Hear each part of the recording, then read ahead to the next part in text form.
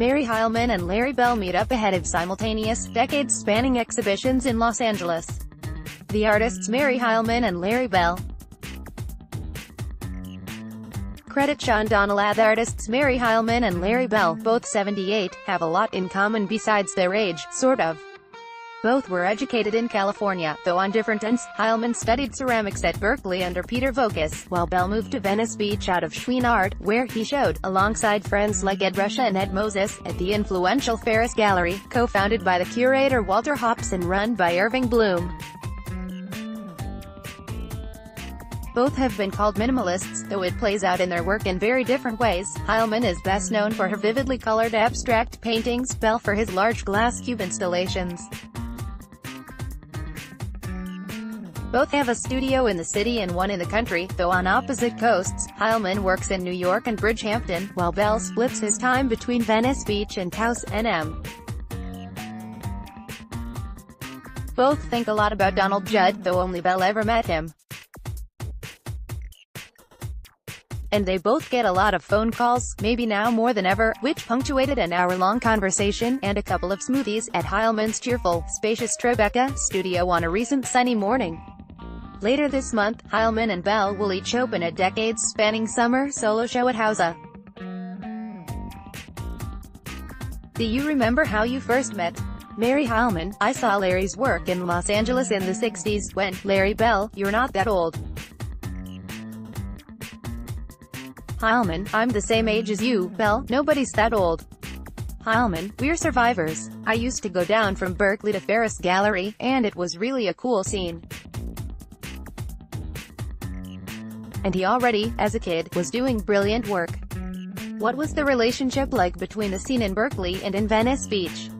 Did you have ideas about the other, or was it pretty separate at that time? Bell: well, it wasn't a challenge. The relationship, in my memory, had nothing to do with competition. There was an enormous amount of respect between artists like Peter Voulkos and Ken Price and Billy Bengtson and Robert Irwin, and that went for Jim Melchert and also some of the other characters that were up in the Bay Area that I don't know whether they're still around or not. Heilmann: when was Robert Hudson? Richard Shaw was another one. Bell: did you know Melchert? Heilmann: Jim Melchert? Yes, he just was here the other day. Bell: he was? How is he? Heilmann: very good. He is 10 years older than us, and he's fine. He's 88. He was my teacher, and he took us on field trips down to Los Angeles to see the scene down there. What was your impression of it? Heilmann: well, I thought it was so cool, and radical and different from the scene in Northern California. We weren't very connected to New York. Bell: yeah, there was, again, the same kind of respect for the efforts of guys like Frank Stella and Donald Judd. Actually, Judd was a newcomer. When I first met Donald, I was very surprised to know that he had really not been in the studio that long. He came from another world. And just about the time that I was going into the studio, he was a good 12 years older than me. And whatever changed him into an artist really made him not very generous with the studio. For me, the studio is always a soft place, not a hard place. Heilmann: good way to say it. Bell: and Don liked it real hard. You want to sit in my studio, you sit on a hard wooden chair. Everything about his sensibility was tough. Heilmann: yeah, and luckily for me, I was a huge fan. I came to New York so excited about being able to meet him. Never met him. And that's lucky. He was tough. What made you decide to come out here? Heilmann: well, that's a good story. I wanted to move to Los Angeles, but it was such an intense scene. All guys, pretty much. And then LA is so big that you'd have to drive all around to have any kind of social connection. And I was a big party animal, so wisely, I decided to come here, which also had a great scene and you can just hop on the subway or even walk to these places. You alluded to the idea that it was a pretty masculine space and time, in LA. Did that factor heavily into your decision? Heilmann: that was part of it. Heilmann: because remember around Ferris, there weren't too many girls. There were lots of, like, glamorous movie stars, and I was afraid that I was a kind of a tough nut, that I wouldn't fit in. Was that something you were aware of, Larry? Bell, no, but I could see how easily I could have not noticed that. I just never thought about stuff like that very much. I'd only went where I was welcome. I never went anywhere where I knew nobody wanted me. And so the kind of prejudice that is suggested by what you're talking about, it's just something that escaped me completely. Both of you have spent time in each other's disciplines. You're primarily known as a painter, Marie, but have a background in sculpture, and Larry, you painted before sculpting. Heilmann, for my work, even when they're paintings hanging on the walls surrounding the work in the room, the architecture of the room, is significant.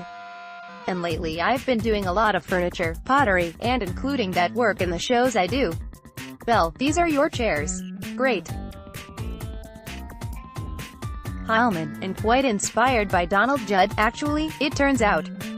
Which I didn't know, just the basic way of making a chair is how he made a chair. Well, he never would make a chair that had a seat that went at an angle, and a back that went at an angle. Everything had to be 90 degrees. Laughs. Heilmann, I'm so looking forward to the show in Los Angeles. Bell, Graham Steele, Senior Director at Hausa. This had nothing to do with me, really, other than I was responsible for the work, but not for organizing an exhibition of the work. And he went out and found all of every size cube that I made over 30-something years, you know. And to harvest them together, the nightmare of handling the big ones that are real old now, it just scares the crap out of me. Some of those pieces, just to move it from here to here could spell the end. Laughs. I have no idea how good that glue was that I used 40 years ago. The glue may not hold 150 pounds anymore. Heilmann, Hausa.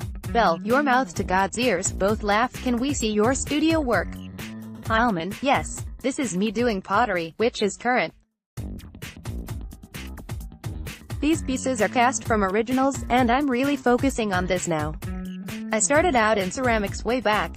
Bell, you're not going to show these wonderful tables when you do your show. Heilmann, no, I don't think this is part of it. Bell, oh, do it, show the chairs and the tables. Heilmann, okay, I'm hearing you. I always listen to other people. Especially you, you're smart. Bell, I think seeing the ceramics in an environment like this, that shows where this is all coming from. Heilmann, I'm getting goosebumps, actually. Yes, I'm doing what I'm calling the home arts to mix it all up, partly for cultural reasons, because the art world has evolved so that it's very, very grand and expensive and royal, almost. And I like to think of my heritage of being middle-class people who liked pictures on the wall and nice pottery. They were all into fine china. So that's an inspiration for my thinking. One thing that I've seen you both mentioned before is a resistance to assembly line art making.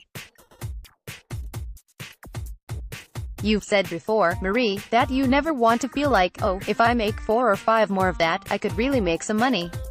And Larry, you've said that people told you that if you kept on with the cubes you'd be rich.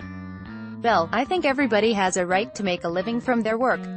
That said, making a living and making art are two completely different things. And how shy you are about financial things, just by nature, might have a big bearing on how aggressive you are trying to be in the bigger art world. Heilmann, the whole thing has changed so radically. I came into it to be poor and famous. That was the style. And back then, you could afford to be poor. Or, you know, you'd have a little day job teaching art.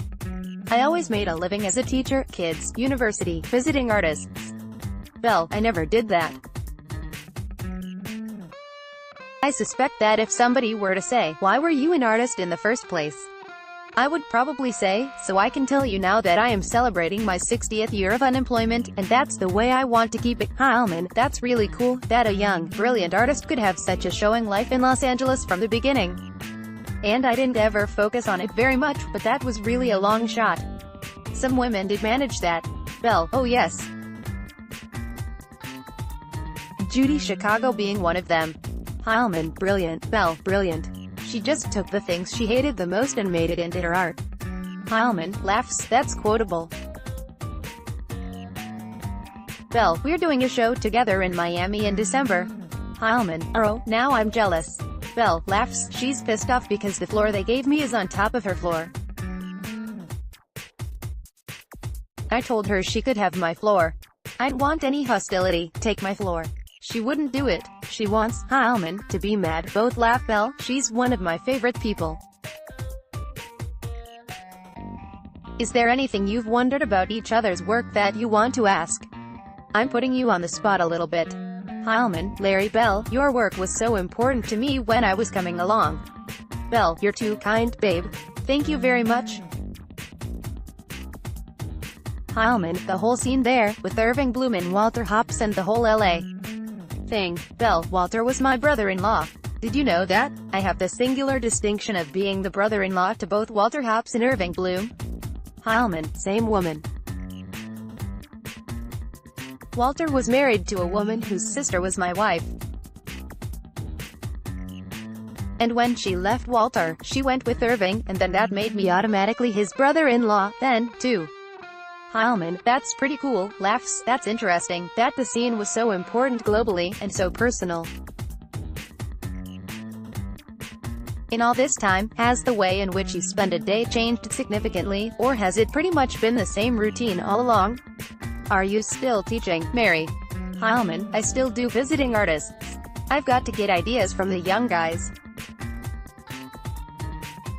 And because of getting so busy showing, I have this studio here, which is for phone calls and taking care of business, and then in the country I have more downtime. Bell, I live in northern New Mexico, but I also have a studio in Venice Beach.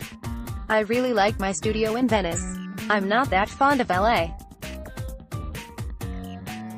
It's too hard to get around. It's too big and too much traffic. Traffic is a nightmare. It's a waste of life. I went with a friend of mine to dinner one night at a restaurant that we both liked in Hollywood. He and I both started in Venice Beach and proceeded to go 2.5 hours to get 11 miles to the restaurant. When we got there, the place was closed because they were shooting a movie in it. Larry Bell, Complete Cubes, and Mary Heilmann, Memory Remix will both run from June 23 to Sept. 23 at Hausa.